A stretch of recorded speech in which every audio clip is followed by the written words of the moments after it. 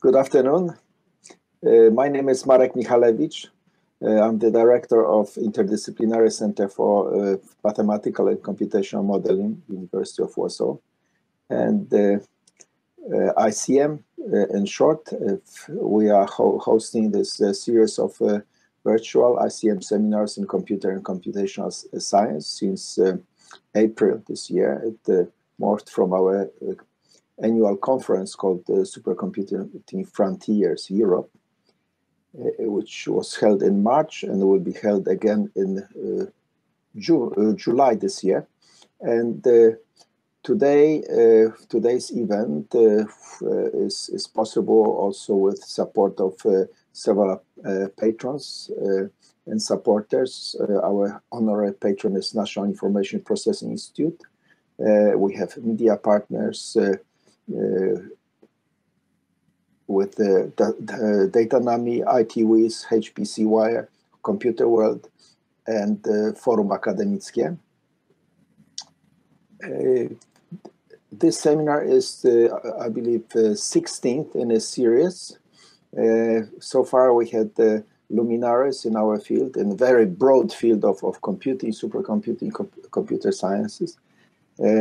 Some of the outstanding, of course, all of them were immensely interesting and exciting, but the highlights were seminars by Stephen Wolfram, Hiroki Kitano, or David Bader recently. We already have a speaker for the next one in April. This is a short announcement of the future event. That will be Professor Andrew Turpin, who is the director of Melbourne Data Analytics Program, platform.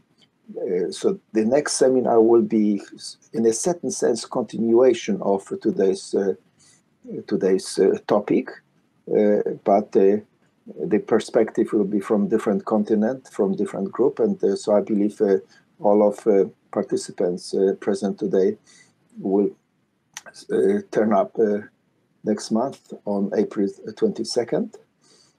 And again, in July 19th to 23, we'll have another virtual conference, our 6th edition of Supercomputing Frontiers Europe. I encourage you to look up our website, ICM website, where we link this conference web pages. And if you're interested, there are very, very interesting lectures and talks by luminaries, again, by people like Wi-Fi, who invented public key cryptography, or Rupik Biswas, who leads supercomputing in NASA and talks about how computers are being used in NASA. So very, very interesting talks. But with enough of those ads, let's turn to the topic of today's meeting. I have a great pleasure of welcoming Valerie Polichar, who is Senior Director, Senior Academic Technology Officer at Academic Technology Services, IT Services, University of California, San Diego.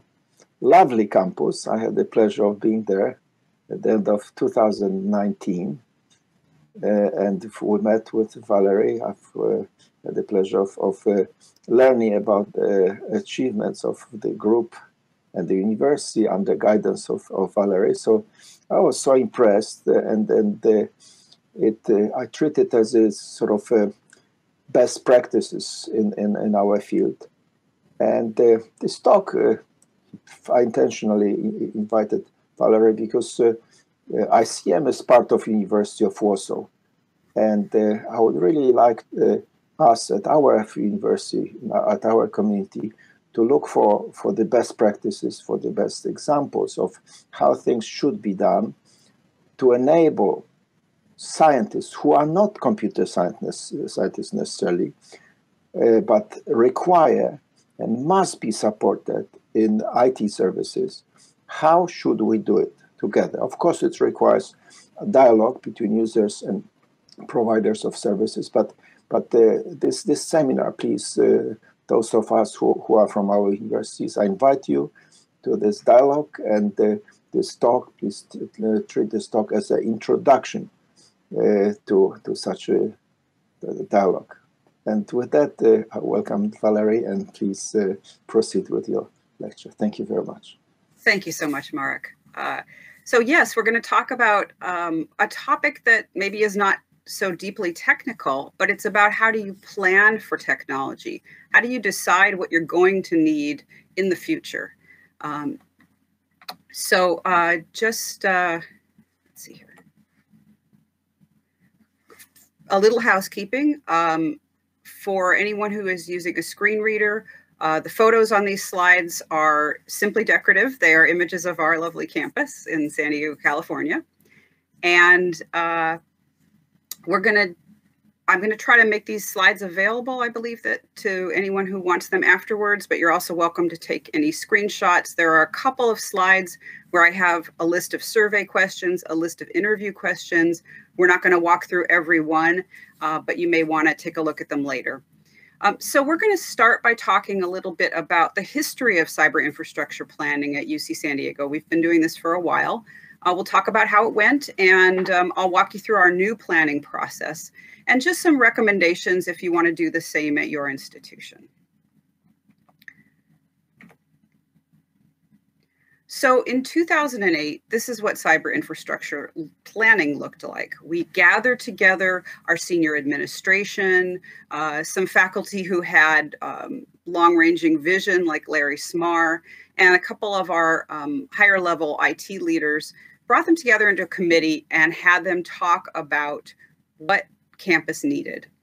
And in the main, they were thinking about how to handle big data, which was a fairly new topic then, not something the campus had contemplated, and we wanted to be a center for handling big data. So that was the biggest thing on their mind when they talked about cyber infrastructure. So they created a plan in their committee and took their document out to the campus and tried to see what they could get some funding for. They created a document called the Blueprint for the Digital University, which I know is still circulating these days. And that document called for a few specific services. A research network, a high-speed research network that could handle these huge data flows. Centralized disk storage that was attached to our high-performance computing so that people could store and analyze their big data. Co-location facilities. At that time, granting agencies in the United States were granting a lot of money for computers. So faculty also were able to get them from various industry partners.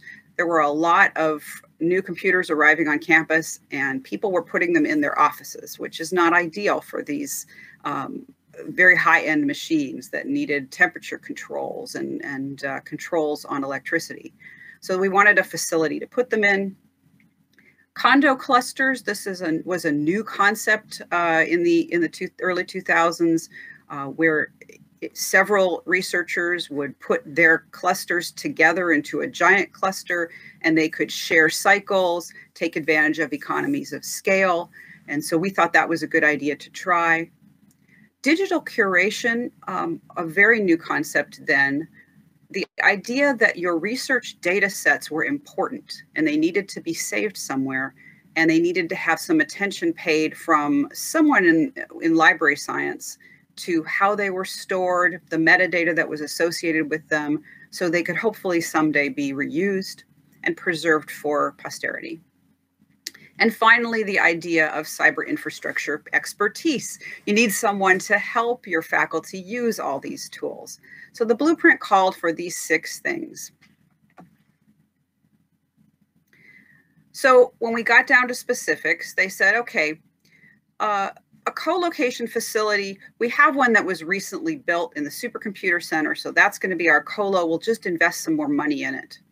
Digital curation, this is a new idea. We need to loop in the library and create a digital curation facility. The research network, San Diego, I was part of the networking group for 22 years, so I like to brag, but we had a great research network, better than most campuses in the US. But we still needed to enhance it to handle these very large data flows. So at that time, I think we had a 10 gigabit backbone But we really needed to see some 10 gigabit to buildings to handle these larger flows. We needed to deploy the condo cluster concept, and we needed to enhance the data storage that existed in the supercomputer center. And oh yeah, we need some cyber infrastructure expertise. There weren't very many specifics on that. So the committee recommended that we create a research cyber infrastructure project team, which we called RCI, to execute the plan. So RCI, Research Cyber Infrastructure Team, was successful in a number of things. And the first, and I think foremost, is it got the library, central IT, the supercomputer center, and Cal IT2, which is a center of excellence on our campus, all working together. And in the past, we had maybe been separate silos. There was competition. There wasn't a lot of communication. This project brought us together in a way that kept us together, and we have continued to work as a team ever since. And that's been very valuable. We certainly increased the use of our co-location facility. We got out there and tried to persuade faculty to move their machines out of their closets and their offices and put them in the co-location facility. And that was fairly successful. We developed our condo cluster. We added a hotel cluster where folks who didn't actually have a cluster themselves could rent some time. So that model was matured.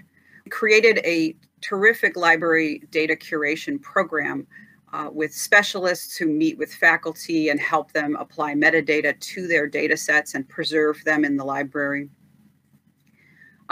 We rolled out 10 gigabit networking to key research buildings. And we even offered 10 gigabit to a lab if it was needed, which was quite a novel idea in 2010 when we really started doing this. But we did have a few takers, and they were able to do things that they couldn't have done before. And the data storage was improved somewhat. But it wasn't perfect. We had some challenges. The idea of cyber infrastructure expertise was never really spelled out. And we tried something very late in the game. We had 3 individuals who were working in our Center of Excellence, and we assigned them to provide cyber infrastructure expertise. But they didn't really know how to do outreach to the campus community. So they mainly kept helping the people that they had always been helping. They didn't really have a way to develop economies of scale. So they were only helping maybe a half a dozen people, and it was the same half a dozen people over and over. And that led to some perception of bias, a feeling that these folks were only helping their friends. And we didn't really address that. So it wasn't a very effective model. We also learned that data storage is a very big problem. You need all different kinds of data storage. You need big data storage. You need small data storage. You need convenient storage that you can mount on your laptop. And you need storage that you can upload giant data sets to.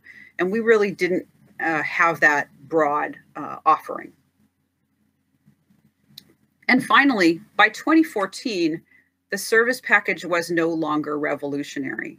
So we like to say that we finally rolled out the services that you needed last year. So we had some great pieces, but we hadn't really kept up with the times, and we learned that expert support is really a critical need. So we did a little bit more. We rolled out 10 gig connections to all the research buildings. We got a couple of grants that helped us boost our networking even more. We got a cross-campus 10 and 40 gig science network for what they call elephant flows, very, very large data sets. We brought our first 100 gig connection to campus. I was fortunate enough to be a co-PI on that one. And we now have many 100 gig connections. It's fairly exciting.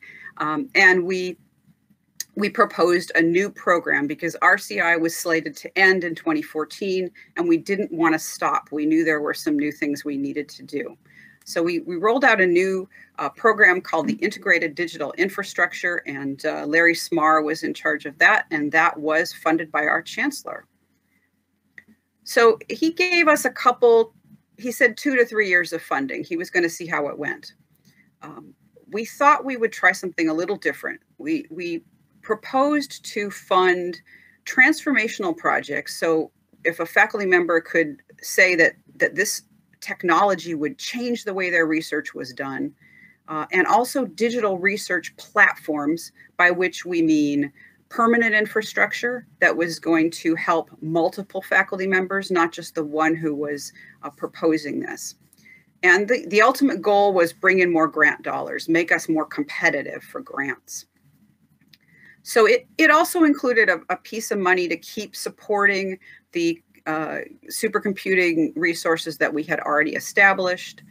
It added a chunk of support. I remember it being about $500,000 for a research data library, which really was just giant storage for data sets that our research data curation program had been creating and storing. And then there was a small grant program to support novel technology, so these transformational projects and these digital research platforms. And we simply asked faculty to make proposals, and we would select. And finally, we added a different kind of research IT support. So we learned from the economies of scale problem. Instead of adding 1 or 2 experts in technology, we added a person who we later came to call a research facilitator, who would connect faculty with the appropriate expertise for their needs, whether it was low end or high end. So IDI, actually, we funded over 40 projects. Some of them were quite exciting. So we had 10 gig connectivity put in underwater at Scripps Pier. And what that did was allow all of our marine scientists to attach different kinds of sensors and cameras and microscopes under the ocean and send the data in real time to the campus. And sometimes they were sending microscopes video through this new connection to these giant display screens in their lab, so they could watch in real time a microscope under the water. It was really quite transformational. We put in data transfer nodes in key locations across the campus where folks needed to bring down very large data sets from the government or other institutions and be able to manipulate those. As I said, we fleshed out the large-scale storage for our research data in the library. And the most exciting part for me was that by the end of the program, the research facilitation, this one individual, had helped so many people that they decided to make that program permanent and create a research IT division, which is now under my auspices. And that research facilitation program, which started as one person, it's now just 5 people and 5 full-time people and 1 student. They do several things. They do help connect people with the expertise that they need. They also do some system integration. So if someone has a few different pieces of hardware in their lab and they'd like to get them talking to each other, we'll go in there and we'll actually, for free, help them with that. And we also provide a certain amount of free support to develop demos and proofs of concept, which we found are very useful in securing funding. You know, funders like you to have done something before they give you money for it. And this kind of gives people the boost to be able to do that something without hiring an IT person themselves. So by 2016, we really were better prepared for novel research, especially big data-based research. We have all these facilities to bring these data streams in, keep them somewhere where they can be analyzed, and preserve the research data that comes out the other end. But we have a few challenges still in 2016. We still don't have any easy-to-use storage. Spoiler alert, we still don't have any easy-to-use storage in 2021. It's still a problem. Storage and compute for restricted data is beginning to be an issue. This could be human subjects data. It could be health data. We do a lot of health research at UC San Diego. It could be data that is simply region restricted. It has to stay on a machine that's in the United States, or it has to be kept with a certain type of encryption. So we don't have great solutions for those folks. Technology training we've started to do by 2016, but we're still finding that there's demand for more. And faculty are telling us that they're having some challenges finding collaborators for new projects. So we start to talk about what to do next. We have the important basics in place, but they're kind of for the needs of the past. We still need them, but we have some new needs. Various surveys are telling us that faculty want more training. They want to learn more IT, especially folks in fields we weren't expecting, like social sciences. New disciplines are needing high performance computing. Machine learning and data science. We're getting requests from the art department and the literature department telling us they need to do machine learning, and they're not really sure how to get started. We're finding that collaboration is key to securing grants. So we need people to be able to work together across departments. And we have a research IT governance group in place. So that is created by our new CIO who arrives about this time. But that governance group is really only over these 5 individuals in my area, and we have no annual budget, only personnel, and no really clear charge. So we decide it's really time for us to develop some bold vision. So we started with a faculty advisory group. We talked to about 15 people, and they brought up a number of topics listed here. Some of the interesting things that they tell us are, hey, you know, software used to be something that you buy once. Now it's something that needs an annual fee. How do we pay for that on our grants? What about the years when we don't have grants, but we still need to use the software? They're telling us that they want more technology training. They tell us that they now are interested in open data and open publication. Some of that is requirements by our university and by our funding agencies, but some of them are just want to get their data out there. They'd like to see other folks use their data. Lots more multidisciplinary projects. And so we hear all these things, and we could have stopped here and done what we did in 2008. Said, okay, we know we have these needs. Let's get a team together and just devise services to meet these needs. But we decided that we wanted to take a slightly more scientific approach and talk to more individuals. So our discovery process is looking like this, and some of this we're still in the process of. We decide that we're going to interview these high-level administration folks, the thought leaders on campus, some of the same visionary folks that we talked to back in 2008. But we're also going to survey all faculty. And we did send that survey out in fall of 2020, and we got about a little bit more than a 5% response rate. So we have about 125 responses, which is actually enough to begin to see the shape of what their needs are. And the responses were from all over campus. So we didn't just get engineers responding. We really heard from health. We heard from our marine scientists. We heard from our social scientists, a little bit of everyone. We decided that this time we were going to extract the themes using a social sciences technique known as grounded theory from the responses. So instead of asking them about specific topics in IT, we asked very open-ended questions, which you'll see shortly. And we looked for common themes. What was rising out of this as a theme? And then we're going to dig in with focus groups. And that's the part we have not done yet. We're just forming the focus groups right now.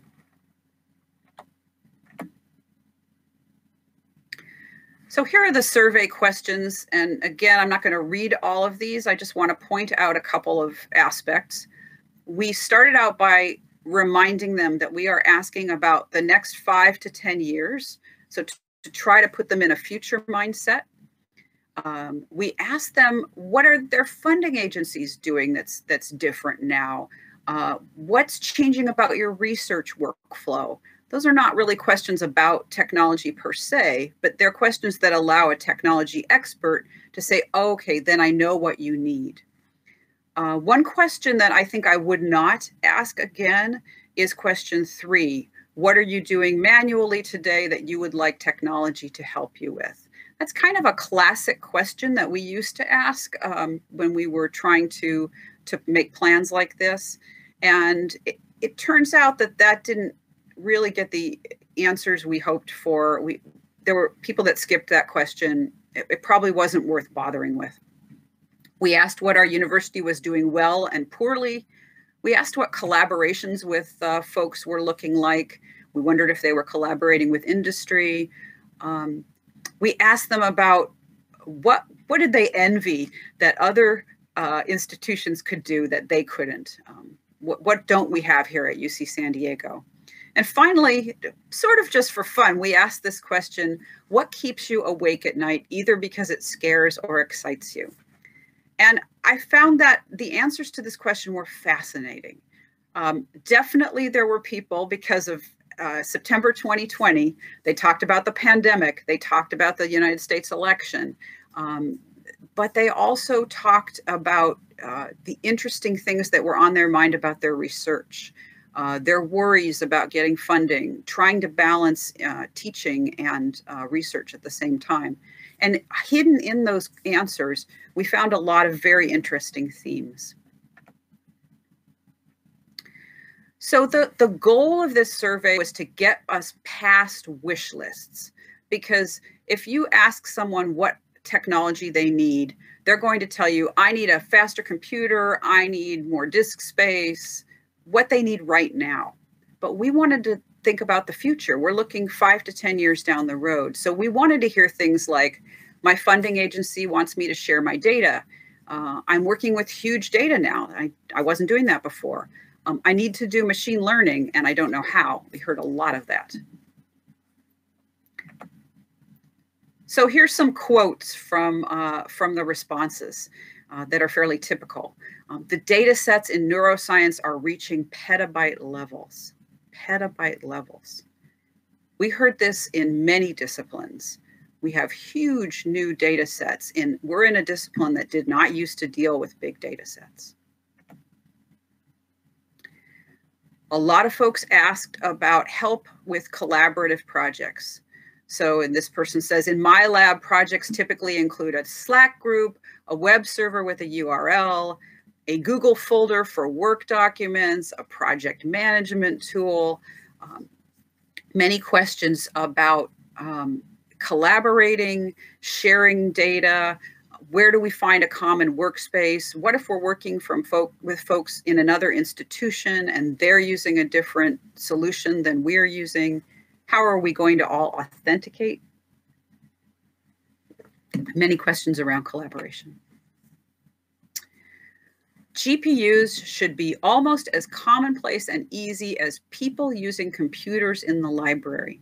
So another very common theme. Again, we heard from all sorts of departments that they were trying to do machine learning. Literature department is trying to analyze text. The art department is doing new projects that take advantage of supercomputing. The music department is trying to both analyze existing compositions and create new ones. Folks in social sciences are now doing massive amounts of machine learning on data sets like the Twitter data set or very large newspaper collections. So this was a demand we heard all around the spectrum. And finally, because it was a pandemic and because people were teaching from home and trying to cope with that situation, no idea, so buried in making videos and assignments for remote classes and communication with my students around tech issues that I barely know my name. So we certainly heard a lot of stress, but the stress was very specific. And some of it was around trying to make their technology, make technology available for students remotely. Some of it was trying to do what they used to do in the lab remotely. But some of it was, I want to take my research data, which is over here somewhere, and share it with my students, and they're working over here somewhere. So how do we bring those things together?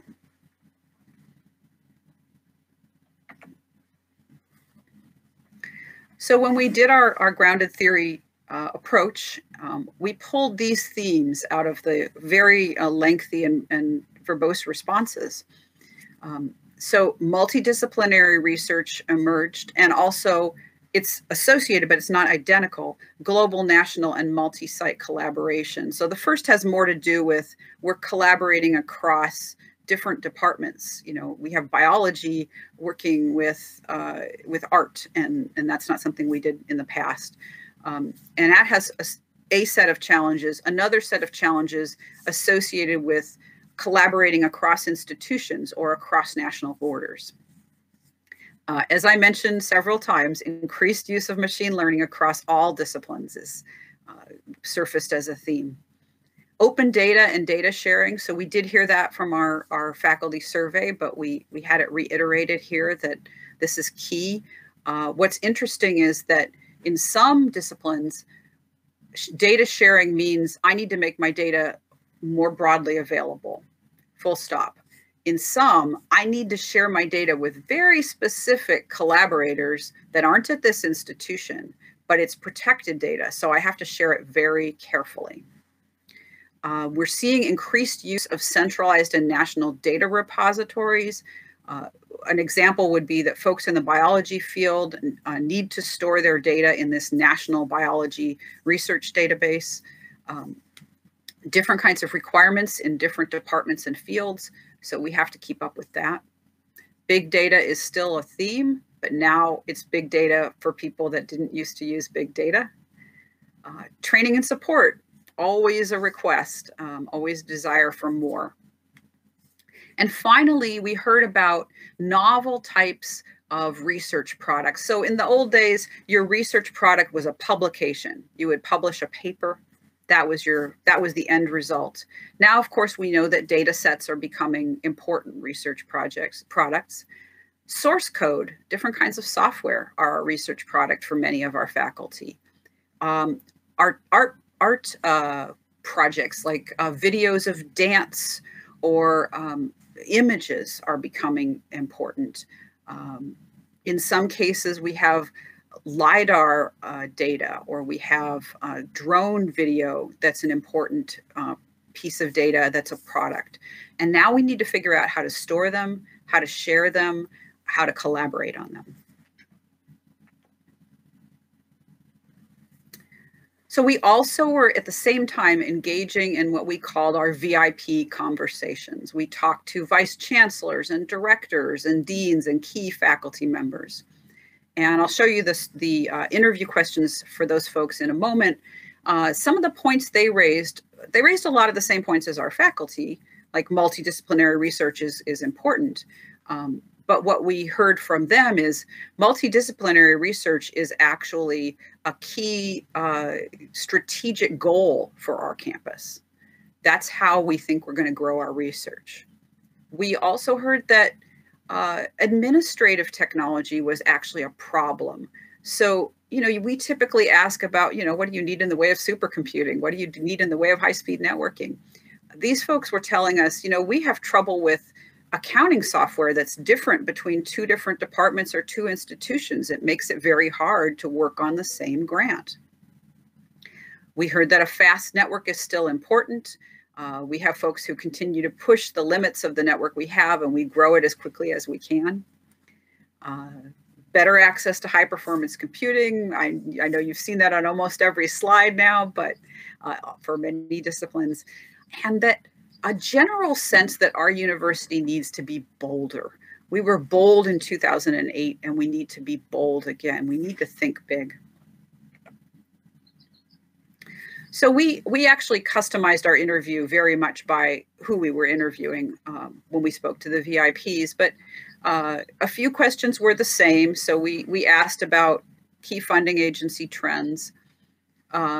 We specifically asked our VIPs to think in a visionary way. What are the emerging challenges in research technology? What are the strengths that our university can bring to bear over 5 to 10 years? We asked what they were seeing faculty asking for. What are faculty expecting? We have a lot of new faculty. When they arrive on this campus, what do they expect to be here for them? What will soon be possible technologically that's not possible today? So, in each of their fields of the folks we talk to, what are you seeing around the corner? You know, we remember that microarray scanners were a game changer, that gene analyzers were a game changer. What kind of technology is coming that we need to be ready for?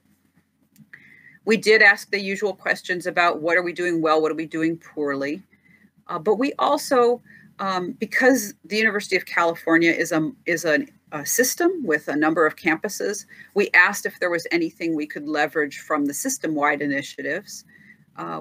We asked them to tell us whether we should support the haves or build up the have-nots. And by that, what I mean is, do we take folks who are doing big data research and invest our money in helping them do that research? Or do we look at the long tail, and do we focus our funding and our efforts on training up folks who are in literature and social sciences and now need to use machine learning?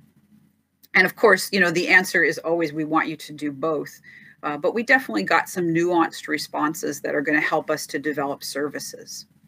And of course, we asked what keeps you awake at night, either because it scares or excites you.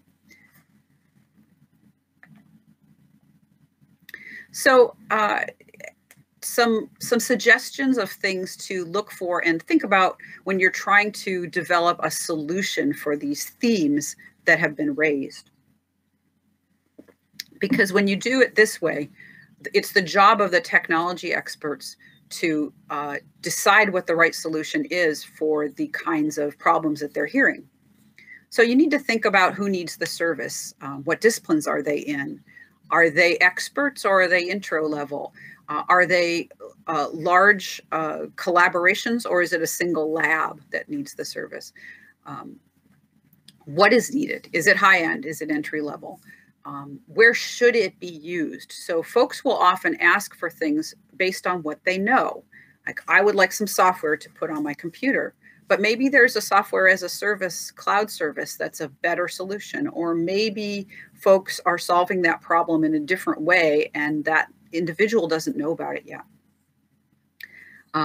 Think about what about their research workflow is driving this need. So what's changed? Again, they might be asking for one thing, but you as a technology expert will know that another thing is a better solution.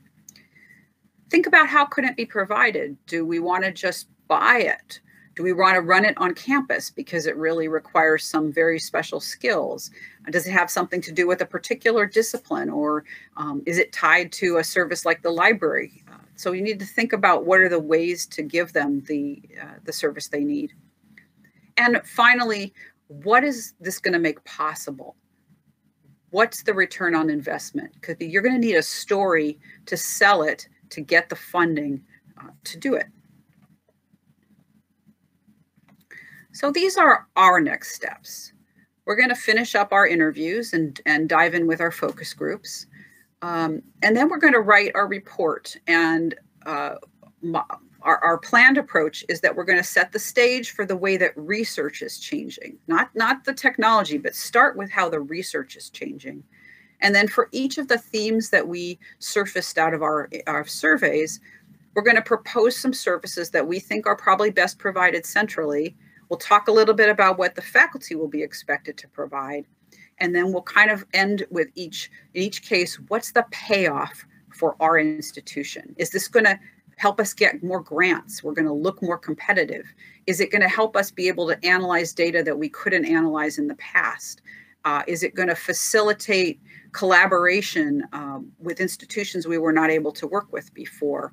An example would be we had some business industry partners that were interested in working with our business school, doing some machine learning on some data sets that were coming out of big business. But they had very specific requirements for how that data needed to be stored and protected. So by spinning up a service that provided that level of protection, we were enabling industry partnerships that we could not have done in the past. So that's the kind of story that you want to sell when you're forming your plan. Obviously, we'll get feedback on our proposal, and we'll deliver it with recommendations. We are going to demand a response. We've learned our lesson that these white papers often just get read and put in a drawer. And so we're going to ask for a very specific response so we know what will happen next. So here's some recommendations. Definitely talk to your thought leaders and your administration. You need to get their buy-in, and talking to them helps get their buy-in. Don't let them constrain your thinking. It's very easy. We definitely heard from some administrators who were very locked in to the way the world is right now, and they weren't able to think into the future. So you don't want that to limit you. It's very hard for people to think beyond the present. What we tried doing is let folks vent about what they want right now and don't have, talk about their current frustrations, and then gently get them thinking around the next corner, kind of push them to think about the future. We definitely recommend you survey with open-ended questions, as we did. Don't worry about non-relevant responses. Of course, we got some of those, but buried in those are nuggets of gold.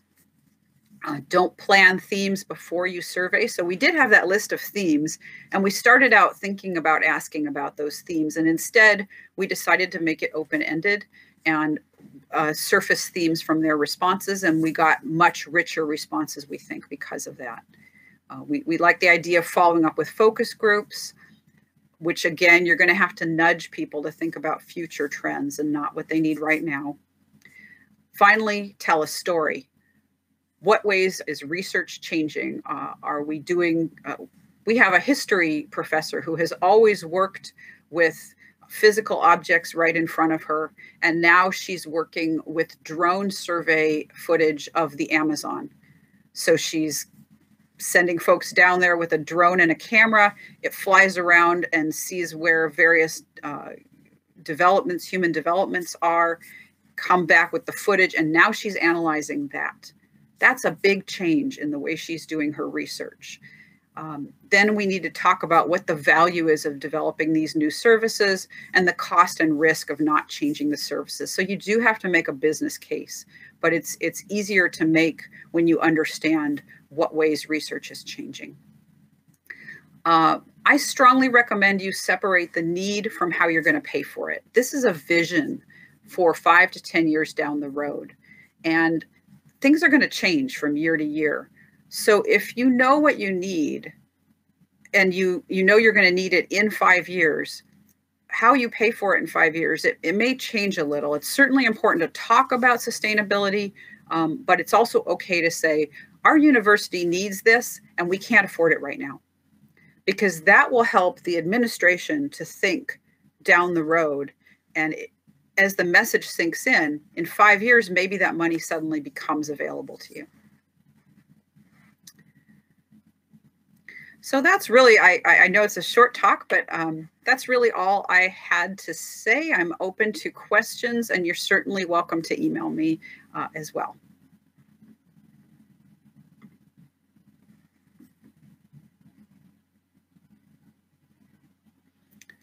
And you're welcome to type your questions in the chat box.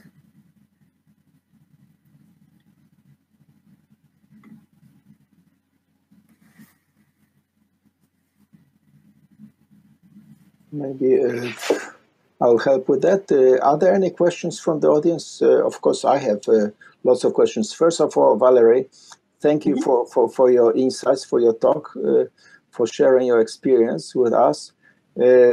I feel we are definitely 10 to 20 years behind what you have done at our universities. It's the largest, the oldest university in Poland, but it's awful. It's extremely fragmented, and there is no established communication and dialogue at the highest level of decision makers, and I wish we identify our visionaries and our sort of partners for discussion, because ICM takes the role of this HPC center and some components of this, because we maintain a virtual library of science, we take care of licenses of all scientific publishers, not only for the university, but for the whole of our country. And we function in that space in a disjoint and fragmentary way.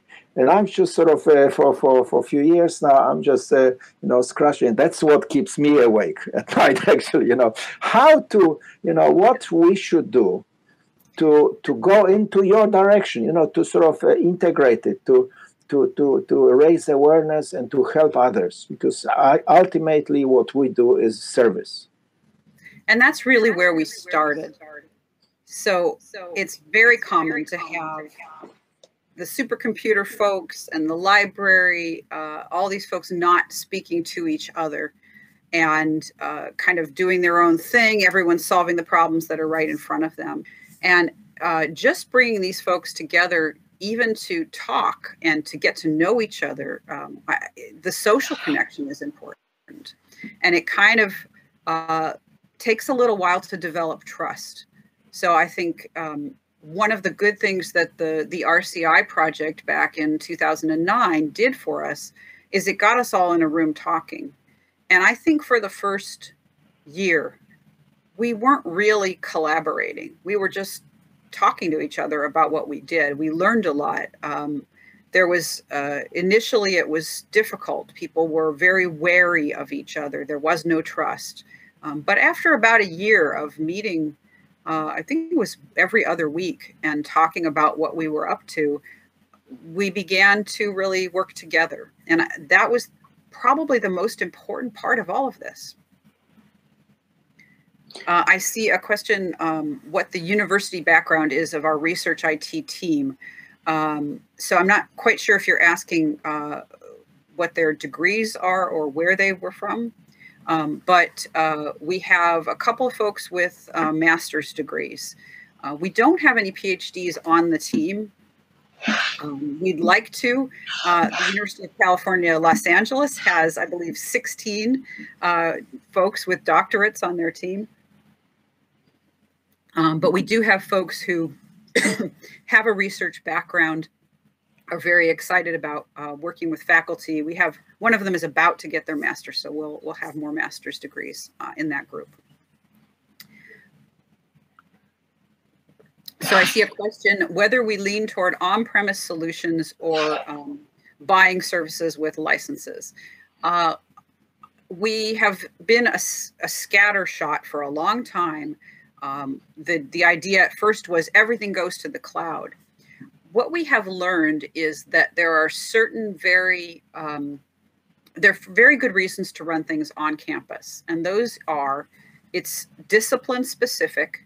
So it has to do with either a particular department's needs or a discipline in general needs, or it's a case where the cloud service is still way more expensive. So we actually have GPU clusters that are local to our campus because GPU in the cloud is very expensive still. But what we're doing is making it possible to burst to the cloud. So if you need more than we have available and you have the money to pay for it, then you can burst your job out automatically to the cloud and just pay for those extra cycles. If you don't have the money and you want to just do basic GPU research, it would be unaffordable for you to do that in the cloud. So you're going to do it on our local cluster. So that's kind of the lines that we draw. This is, Valerie, that's what you said is so timely. Everything what you say is really right, spot on for us. Because ICM is now engaged in my mind, the most ambitious and difficult project, which does not require new equipment. And I'm telling this to you and also to our listeners, because I hope there are many from the university, that we will be building a hybrid private public cloud based on our own equipment with our data center, precisely with the mechanism that you described, that lots of computation can be done and data storage. We will have about 20 petabytes of storage in this private cloud storage, and maybe 600 up to 600 servers for private cloud. So pretty substantial to start with. But of course we are lacking certain elements of the process that you have described. For example, we haven't yet engaged so tightly with end users. So we're kind of trying to do the best we can, outguessing what our community might be expecting, which, might lead us in the wrong directions. But okay, so hence this, topic today that I count on it, that people who listen to us will sort of get back to us or spread the word at the university, and we'll have something of that. But it seems you have another question here. Yeah, so I see what's the role of the Supercomputer Center in the University of California's IT infrastructure. So the Supercomputer Center is actually key in the University of California.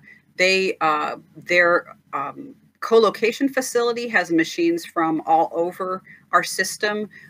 Their services, their supercomputing services are offered across the nation. But they especially offer them to the University of California.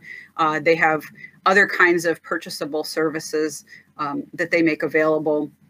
They're very involved in the Western Big Data Hub, which is a regional collection of connected storage for big data. So they are really very much outward facing as well as inward facing. And I will say that my research IT team, we're separate. We're part of the Central IT Services organization. But again, because we established these great relationships during the research cyber infrastructure days, we work very closely with them. So we have a small GPU cluster that's kind of an intro level cluster that faculty can use when they have just a little bit. They're just getting started, getting their feet wet with machine learning. And when they need more, then we carefully hand them off to the Supercomputer Center, again, with that research facilitation service. So we kind of hold their hand through the process and help them scale up. Valerie, Mark, you mentioned something that I didn't mention when we're talking about on-premise versus purchase services. It's important also, as you know, to think about the proximity of storage to compute and just speed of connection. So the network will sometimes mean, even though we have a very high speed network, but when you need very, very short latency, you've got to have it right next to your compute or right next to your instrument. So in those cases also, we might need to have something on campus. So we just try to be very thoughtful about it. We're not perfect. No one is, but that's the direction we're going. Valerie, just a question on scale and size. When you say, how large is the University of California, San Diego? How many faculty and students? And when you say small cluster, how many, what size of this cluster? Because I would like to think, today I had some offer of buying a really sort of good deal for GPU cluster. So it interests me. Yeah. How to scope it. We have about 2,000 faculty. It depends a little bit how you count and measure it, but somewhere between 2,000 and 3,000 faculty. We have, I believe, we're now closing on 40,000 students, of which I think roughly 12,000 are graduate students. Lost track of the exact numbers. That's roughly what we're talking about. Our small cluster right now is just 2 nodes. So I think, I'm trying to remember the number of GPUs in those nodes, but it might just be 12 GPUs in that whole cluster. And we're not using all of it yet.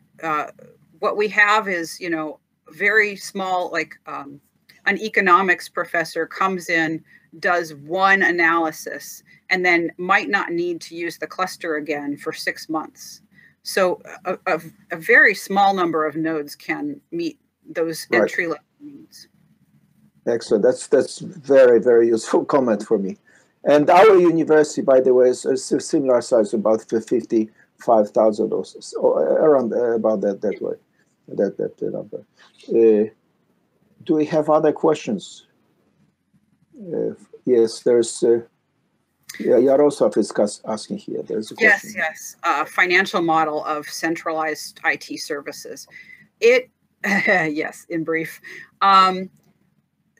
The central university pays for my staff, but my staff are also available to be added to grants. So they've added little pieces of themselves to various grants to help out individual faculty, and we used that money to get our student employee.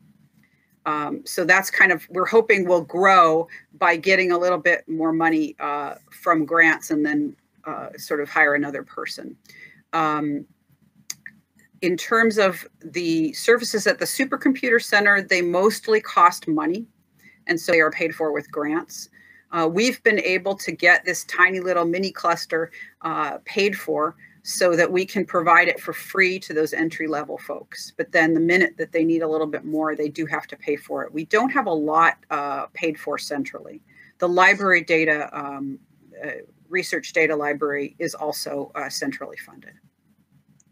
Valerie, about these payments, I don't see in Poland yet in the structure of funding from main funding agencies. I don't see component of budget to provide, for example, for IT services. Usually it's just for equipment, and every group, every project has got new little server or something, few servers, little cluster. There's absolutely no component, and it's so strange that the technology takes us so fast into the future. We have, those hyperscalers, public clouds all over the place. Some of them provide really very unique and high quality services, which sometimes are really difficult to match at the sort of level of the center or university. And yet funding agencies don't provide for it. We had the same problem. It's starting to change, but I would say only in the last 4 or 5 years, and still very restricted. So this is a frustration that faculty tell us all the time. This is also a problem when they want to pay for cloud services or for software that licenses in the cloud. Sometimes their funding agencies don't allow it. And so what money do they use? And so they've come to the central organizations to say, hey, I don't have a way to pay for this. Why are you not providing it? And we're trying to persuade university administration to pay for these things. That's part of why it's really important to tell a good story to university administration who are holding the purse strings, because they need to understand, why should they invest? We've heard from our chancellor, these faculty get lots of grants. We're bringing in billions of dollars of grants. They can pay for things, and not really understanding that the rules don't allow them to pay for things. So. Right. So it is something we are struggling with too. Well, do you have other questions? Looking at the chat pane.